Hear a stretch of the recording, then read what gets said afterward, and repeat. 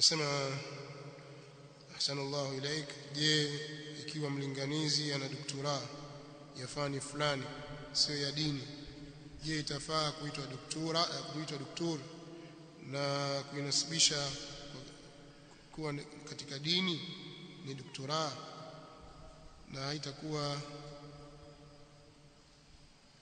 hada watu kumuita kwake doktor? Barakallahu fik.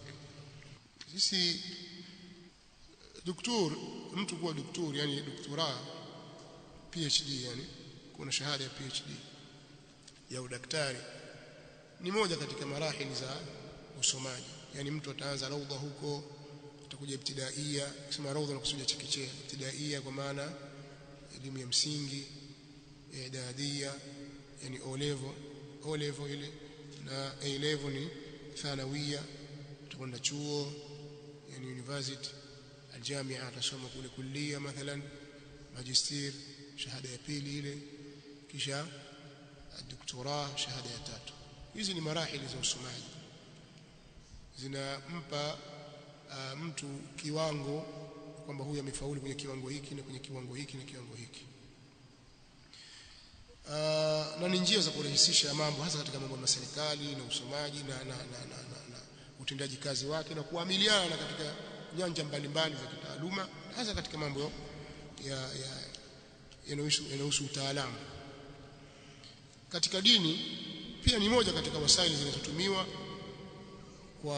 kwa ajili ya kuongeza maarifa na kufanya utafiti.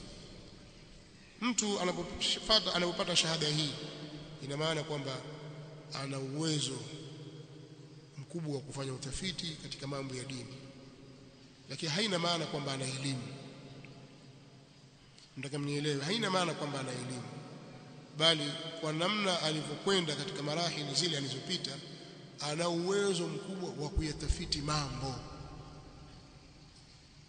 kwa sababu anachosomea katika miaka katika vipindi vitatu hivi. Kipindi cha shahada ya kwanza anapewa mafatihi za elimu pamoja na uwezo wa kuweza kuyatafiti mambo. Ndio anachofundishwa mtu anapokuwa katika marhala hii ya digrii ya kwanza katika masomo ya dini ninavyofahamu mimi. Kwa hiyo wewe wapewa njia na namna na mafatihi za elimu mbalimbali na uwezo mbalimbali wa kuweza kutafiti mambo. Ukija katika shahada ya pili sasa, wewe unapewa uwezo ule sasa katika sana manhajia, unapewa utaratibu sasa rasmi katika kuliendea jambo fulani rasmi sasa la kiutafiti, kiutendaji, kwamba sasa wewe kwa yale uliyosoma na kwa utaratibu unaotakiwa ni huu, lifanyie utafiti jambo hili sasa. Lakini ule upana wake unakuwa si kama upana wa kwenye digrii ya kwanza, wala sio upana wa digrii ya pili. Kwa unaliingia jambo kiamali. Kwa mfano, mtu anaweza kufanya majisteri ya hurufu aljarri, akaandika hurufu aljarri katika mambo ya nahwu, hilo tu akaliandikia, au katika hurufu aljarri akaandika kuhusu thumma peke yake, thumma tu akalifanyia bahthi neno hili na mambo haya, akaandika bahthi yake, akawa amefaulu, pengine ikawa amepata daraja ya mumtaz maa sharafi. Sawa? Kwa hiyo katika kiamali sasa atakuwa amepiga hatua, kile alichokisoma amekielewa, kile alichosomeshwa amekielewa katika upande wa kufanyia utafiti, na anakuja kutoka kwenye kinadharia kwenda katika uhalisia zaidi. Akienda kwenye PhD hivyo hivyo sasa, lakini inakuwa lugha inakuwa tofauti, mweko ni tofauti, maalumati inakuwa tofauti, kwa sababu anatawasa zaidi, anatabahari katika mambo hayo. Kwa hiyo mtu anaweza akatakhasas akamaliza miaka 3, miaka 2 au miaka 4, anafanya PhD, anasoma kitu hiki kimoja tu, tena mlango mmoja, pengine akafanya bahthi kwenye mswaki, sunnatu siwak basi. Sasa hii haimaanishi kwamba huyu ana elimu nyingi, bali inamaanisha kwamba ana uwezo mkubwa wa kufanya bahthi na kiutafiti kwa zile elimu na zile ala alizopewa. Kwa hiyo atakiwa awe mtafiti. Baada ya hapo watakiwa uwe mtafiti kweli, ili elimu iongezeke. Watakiwa ukae usomeshe, na kile unachosomesha ukifanyia utafiti. Sasa kila kitu ukiletea utafiti, kila kitu kwa ile zile njia zake. Kwa hiyo utamakani katika jambo la ilmu, uwe katika maktabat, uende huku uzunguke huku yatafiti mambo. Sasa kile unapozidi katika utafiti katika kila jambo, kwa sababu tayari alia ya kutafiti uko na ahlia yake, wewe si sawa sawa na yule alimaliza thanawi ambaye hakupewa utaratibu ule. Utakuwa mzidi kwa sababu wewe una uwezo mkubwa wa kwenda kiutafiti zaidi. Ndio maana nikasema si kila ambaye amepata doktora anakuwa na ilmu, bali amepewa uwezo, na pengine anaweza akaliacha jambo hilo akarudi akawa mtu wa kawaida tu kama jamaa tu mtaani tu, fundi baskeli au muuza mkaa, hana chochote anachokijua, lakini ana PhD daktari aitwa hivyo, lakini msaidii chochote, pengine watu kombeza tu, daktari vipi hapa, kumbe watu wakubeza kutukana kwa daktari gani bwana wewe. Kwa hiyo ni jambo wewe watakiwa sasa ujibidiishe, baada ya kuwa ushapewa uwezo ule ujibidi, na hili wanalishuhudia watu wote. Na ndio maana ukitaja kama daktari al-Sheikh Saleh al-Sheikh al-Fawzan sana daktari mwingine, ndio maana Sheikh Fawzan anasema katika mambo ya doktora, huyu shekhe si kama madaktari wengine. Amzungumza Sheikh Muhammad Aman al-Jami, huyu ni mtu ana ilmu, bali wengine wanasema kama kuna mtu anastahili kuitwa Sheikh al-Islam katika zama hizi, mmoja wapo ni yeye. Ni mtu ametabahari, yuko mbali kabisa, Mwafrika kutoka Ethiopia hapo. Muhammad Aman al-Jami ni Mwafrika kutoka Ethiopia hapo, lakini alijibidisha na alikuwa na misingi kabla, sawa, kwa sababu ile pia inategemea na misingi uliokuwa nao kabla. Mnanielewa? Hiyo ni nukta ya kwanza. Nukta ya pili, kuna wengine sasa anaweza kutoka skuli form 5 form 6 kamaliza, akapata nafasi jamii islamia, kaingia shuba ya lugha au kaingia kulia moja kwa moja kasoma kama kulia tu dawa, hana misingi yote ya dini, pengine anajua kusoma Qur'ani tu, ajua arkanul wudhu, arkanus salana hivi, ajua vitu kama hivyo, kabambanya hivyo, akatumia hivyo baramaki, kafaulu, kapata degree, na yeye ana degree yake ya dini. Katoka hapo karudi kule sasa katika asili yake, kafanya majesteri, labda pengine mambo ya nini, ya kanuni au mambo ya uchumi, udaktari wa mifugo au kadha.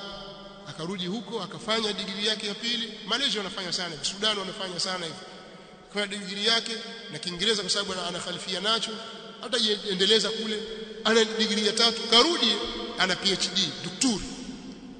Lakini sasa hii ni doktora ya nini, ya huku au ya huku? Aseme mtu asema yule daktari bwana, yule mchezo nini, daktari ya nini? Kumbe ya kutibu ng'ombe. Iko hiyo ya kutibu ng'ombe ndio aliyosomea. Sasa kwenda na hiyo ni kufanya ghishi kwa watu. Bainisha wewe ni doktora yako ni ya nini, au umesomea masuala ya benki za Kiislamu, mambo ya murabaha na kadha na kadha, katika taratibu za eleza umesomea nini. Si kwamba mtu akishakuwa ana doktora basi amesoma elimu zote sasa duniani azijua, kama ni dini zote azijua. Sio hivyo. Lakini kutokana na juhudi watu walizofanya katika kusoma na marahili walizopitia na bidii walioifanya, wanastahili kupongezwa katika hili. Lakini washajishwe watumie kipaji walichokuwa nacho katika kujiendeleza kielimu, kwa sababu uwezo wao ni mkubwa na wao hutarajiwa kuleta makubwa zaidi kuliko walio chini yao.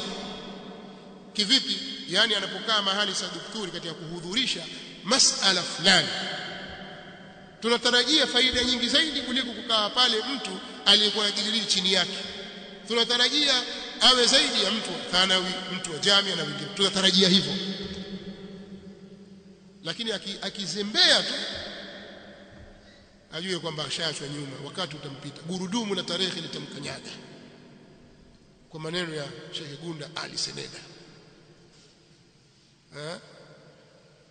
Gurudumu la tarehe litamkanyaga. Kwa hiyo atakiwa Sheikh Gunda katika mashaikh wa huku njia ya Digo huku alisoma kwa Sheikh Breki, na pia ni katika watu waliokwenda Azhar zamani. Alikuwa na maneno haya: msipowasomesha watoto wenu gurudumu la tarehe litawakanyaga. Na ndio kweli hivyo, sio? Haya, Kwa hiyo wabainishe hawa watu, waweke wazi kama mtu doktora yake nini, sijakawa ni ya mifugo au ya mambo ya kilimo, alafu wataka watu sio mchukulie kama daktari kama Fauzani. Fauzani doktora? Rabi madkhala doktora? Nani doktora bwana? Dakati na makutano. Wewe bwana irham nafsak. Na ndio maana utakuta watu wengine hawakusoma hizo doktora lakini wamekuwa maulama wakubwa. Sheikh Al-Albani amesoma ibtidaiya, sadis ibtidaiya, ndio ameishi hapo. Sheikh Ibn Baz hana chochote katika shahada. Lakini kwa wapi? Nani? Utamsema na nani? Na wengine katika wanaochuoni wengi walio katika zama hizi hawakufika maratibu hizo na daraja hizo. Au Sheikh Mukbil rahimahullah ta'ala wa rahmatullahi ta'ala ala ulama almuslimin amesoma amefika majisteri tu. Lakini utafananisha doktora za leo kwamba Mukbil bwana ana majisteri tu, fulani ana doktora. Kwa hiyo sio kigezo, lakini tutarajia kwamba mtu akiwa na shahada na amefika marahili, kwanza amefanya bidii kubwa na subra kubwa katika elimu,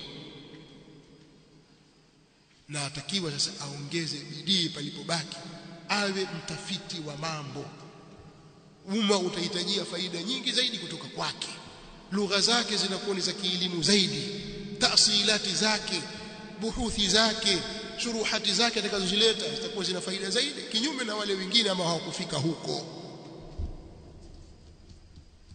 Mnifahamu jamani? Haya, inatosha.